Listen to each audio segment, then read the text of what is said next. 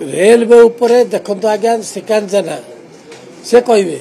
कौन पे कहे 8,000 टाका कोटी दौले ना 800 700 कोटी दौले 700 कोटी टंका रेलवे पाउला 800 कोटी टंका पाउला कांग्रेस समय यूपीए सरकार समय कहीं नवीन पट्टनायक तो केबे पार्टी खोल नथिले बीजेपी सरकार आसिला नरेंद्र मोदी सरकार आसिला आमर केंद्र मंत्री अश्विनी वैष्णव 10,000 कोटी उपरे ओडिशा को देइचंती आ कौन दरकार हमको आज बलांगीर भुवनेश्वर रेलवे प्रकल्प जो दीर्घ दिन लोकंर आकांक्षा था ओडिशा लोक तार पूर्ण होगा जाऊँगी बरहमपुर संबलपुर रास्ता आरंभ होगा जाऊँगी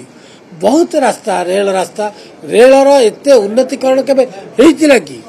कि नथिला ये नरेंद्र मोदी ओडिशा प्रति भल पाइबा एथिरु स्पष्ट एवं ये जो 3 दिन आसिक नरेंद्र मोदी आज ओडिशा रे रहिले ओडिशावासी समस्ते तांको प्रति कृतज्ञ एवं तांको प्रति खुशी प्रकट कर।